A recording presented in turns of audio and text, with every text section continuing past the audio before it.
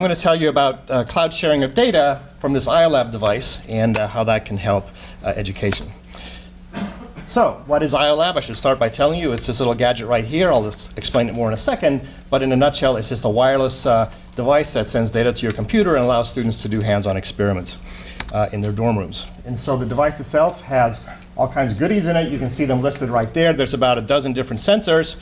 And it talks Wi-Fi essentially to a little dongle that plugs into your PC or your Mac.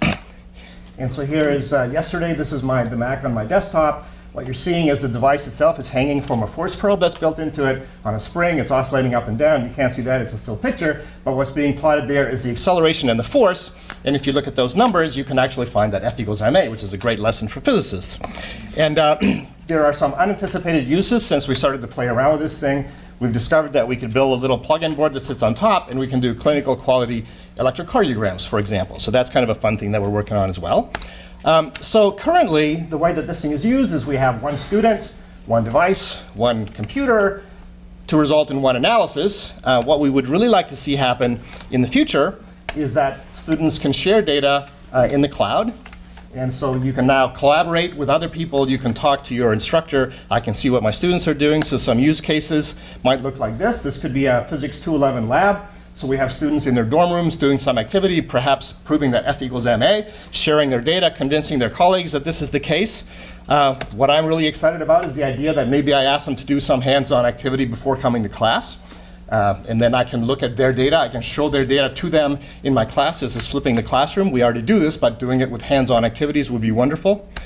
You can imagine having these in third grade classrooms around the state and having this little kids measure atmospheric pressure in real time and looking at a map of Illinois where now you're displaying this data in real time. And so everybody's collaborating and getting excited about something that they're a part of.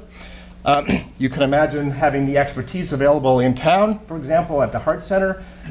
You have an ECG device, which is very cheap, like I mentioned. You can do this in any place in the world, and you can have an expert at Illinois help you interpret the data. So this could have a real global impact. So the basic idea is that you have the local hardware, you have the local software, you put data into the cloud with some clever software, and then you can access that data with similarly local software or perhaps different visualization tools or analysis tools like Excel or something like that. We've thought about what this might look like.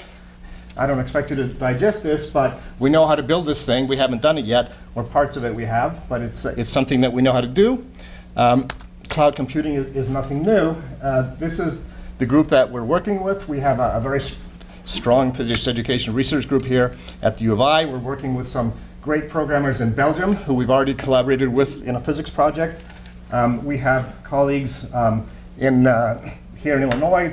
The guy at the bottom is an electrophysiologist working on a clinical study using this device with the U of I football team. It's kind of exciting. And we have industrial partners, Macmillan, Microsoft is actually interested, and the PER we're doing on this is sponsored by the NSF. So with that, I'll say thank you, and I think I was less than 4 minutes.